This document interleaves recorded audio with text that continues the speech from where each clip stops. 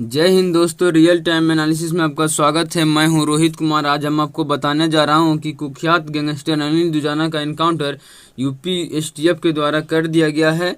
और अभी हाल ही में एक अतीक अहमद गैंगस्टर का भी इनकाउंटर किया गया था, जिसे आप लोग जानते होंगे। इसी सब जानकारी को हम आसान भाषा में बताने जा रहा हूं कि ये सब गैंगस्टर कौन है और इसका जीवन जो है कितना कठिन बीतता है। हालांकि यह रास्ता बहुत आसान लगता है, लेकिन ये सब का ज़िंदगी इतना कष्टदायक होता है जिसे आप सोच नहीं सकते हैं।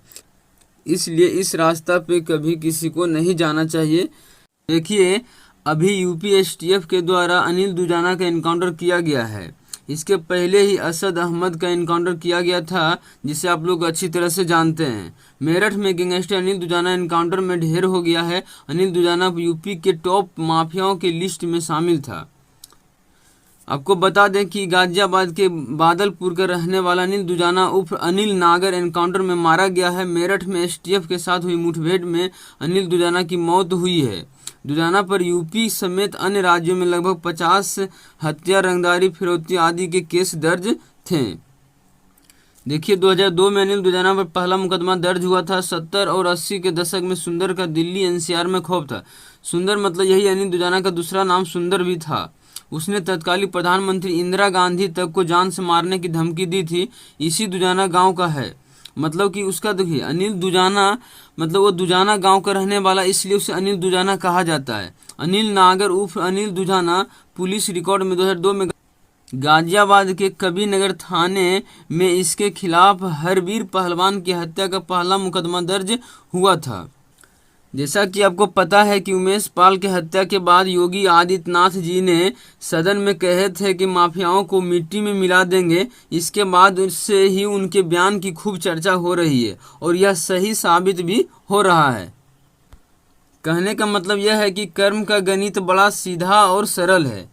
कर भला तो हो भला और कर बुरा तो हो बुरा, अर्थात जैसा आप कीजिएगा वैसा ही फल आपको मिलेगा।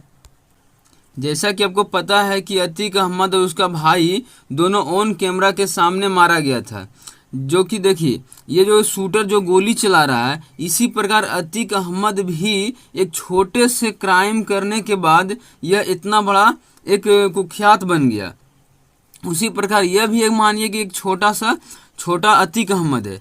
कोई भी अपराधी बड़ा नहीं होता है। वो छोटे छोटे अपराध करते करते करते करते वो दलदल में फंसा चला जाता है और वो एक बड़ा कुख्यात अपराधी बन जाता है।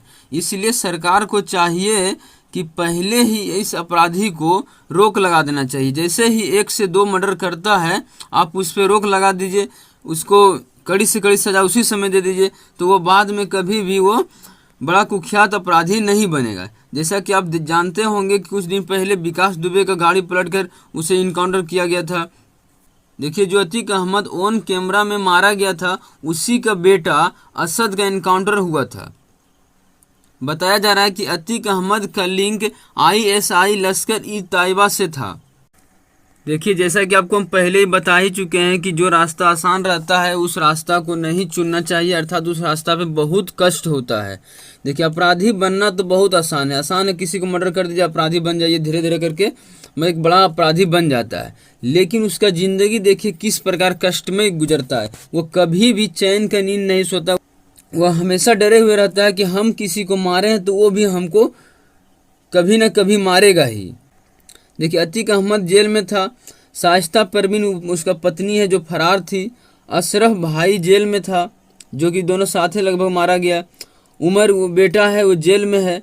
अली अहमद जेल में है। असद बेटा जो था वो इनकाउंटर में मारा गया।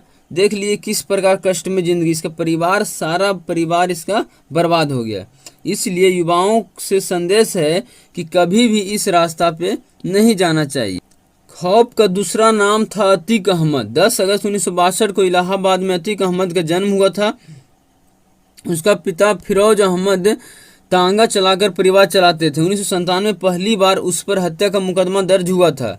जैसा कि आपको बता ही चुके हैं कि कोई भी कुख्यात अपराधी वो शुरू में कुछ छोटा सा कांड करके ही वो बड़ा अपराधी बनता है। साल 1989 में राजनीति में कदम रखा और इलाहाबाद शहर पश्चिमी सीट से वो विधायक बन गया। लगभग 5 बार वो विधायक बना, 1 बार लोकसभा सांसद भी रहा। 2017 में जेल में बंद और उसके खिलाफ 52 से ज़्यादा केस अभी भी लंबित था। देखिए, अतीक अहमद के द्वारा बीच बाजार में चांद बाबा का हत्या कर दिया गया था। विधायक बनने के करीब 3 महीने बाद ही अतीक अहमद अपने गुर्गों के साथ रोशन बाग में चाय की टपरी पर बैठा था। अचानक चांद बाबा अपनी गैंग के साथ वहां आया और दोनों गैंग के बीच भयंकर गैंगवार शुरू हो गया। पूरा बाजार गोलियों, बम और बारूद से ही पट गया। इसी गैंगवार में चांद बाबा का मौत हो गई। कुछ महीने बाद एक एक करके चांद बाबा का पूरा गैंग खत्म हो गया। चांद बाबा के ज्यादा गुर्गे मारे गए, बाकी वहां से भाग गए थे। चांद बाबा की हत्या का आरोप अतीक अहमद पर लगा, लेकिन विधायक होने के वजह से उस पर कोई कानूनी कार्रवाई नहीं हो सकी थी। 2017 में जब योगी आदित्यनाथ जी ने मुख्यमंत्री बने तो अतीक अहमद पर काल मंगड़ाने लगा। उसी समय से उस पर कानूनी कार्रवाई होने लगी। योगी के सीएम बनते ही अतीक के खिलाफ कई मामलों की जांच शुरू हो गई और बाद से लेकर अब तक अतीक की 1600 करोड़ रुपए की ज़्यादा गैर कानूनी संपत्ति पर बुलडोजर चलाया जा चुका था। देखिए, अतीक अहमद का इतना खौफ था कि उसके खिलाफ कोई भी उम्मीदवार खड़ा नहीं हुआ करता था।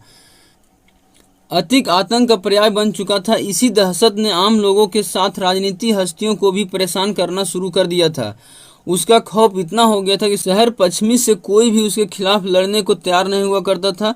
साल 2004 में लोकसभा चुनाव में अतीक अहमद सपा की सीट पर इलाहाबाद की फूलपुर सीट से चुनाव जीत गया। उस वक्त अतीक इलाहाबाद पश्चिमी सीट से विधायक था।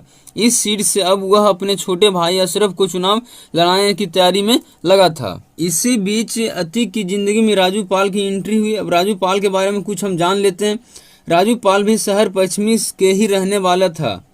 कहा जाता है कि उक्त राजू भी एक कुख्यात अपराधी ही था। 2002 में राजू ने भी राजनीति में एंट्री ली। इसके बाद से दोनों के बीच दुश्मनी शुरू हो गई। 2004 में जब अतीक अहमद फूलपुर से सांसद बन गया तो इलाहाबाद शहर पश्चिमी सीट से उसके छोटे भाई अशरफ ने चुनाव लड़ा।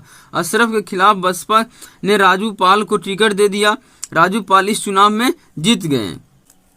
राजू पाल ने विधायक बनने के 3 महीने बाद ही अर्थात 15 जनवरी 2005 को राजू पाल ने पूजा पाल से शादी कर ली। शादी के ठीक 10 दिन बाद 25 जनवरी 2005 में ही राजू पाल को हत्या कर दिया गया, जिसमें सबसे फर्स्ट नाम था अतीक अहमद ही था। देखिए, 2007 तक अतीक आज़ाद था, लेकिन मायावती की सत्ता में आते ही अतीक पर काल मंगड़ाने लगा। मायावती ने ऑपरेशन अतीक शुरू किया। 20,000 का इनाम भी रखा गया। उस पर कई अपराधी थे, 100 से ज़्यादा आपराधिक मामले दर्ज थे। 1989 में चांद बाबा की हत्या, 2004 में मुरली मनोहर जोशी की करीबी भाजपा नेता की हत्या, 2005 में राजू पाल की हत्या, विभिन्न प्रकार की हत्याएं के आरोप इस पे दर्ज था। देखिए, अतीक अहमद को जब कानपुर कैंट से टिकट मिला था तो उस समय खबर इस प्रकार छपा था कि सड़क पर निकला डॉन, लग गया जाम, और 500 गाड़ी इसके काफिले में था। फरवरी 2017 में अतीक को गिरफ्तार कर लिया गया। हाईकोर्ट में सारे मामले उसके खिलाफ जमानत कैंसिल कर दिया गया। इसके बाद 2019 के आम चुनाव में जेल से ही वाराणसी सीट पर मोदी के खिलाफ चुनाव लड़ा। इस बार फिर जमानत जब्त हो गया था।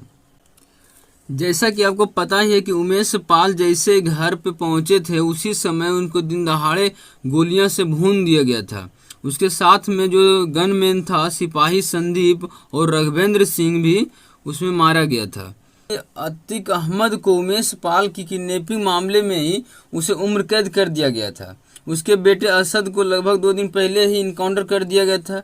अतीक और अशरफ इस बात को लेकर डरा हुआ था कि कहीं मुझे भी न मार दे। अशरफ ने मीडिया से कहा था कि एक वरिष्ठ अधिकारी मुझसे कहा है कि 2 हफ्ते के अंदर तुम्हें जेल से बाहर निकाला जाएगा और तुम्हें मार दिया जाएगा। आखिरकार अशरफ का वह जो डर था वह सही साबित हुआ। जैसा कि आप देखे ही होंगे कि मीडिया के सामने गोली से उसे भून दिया गया था।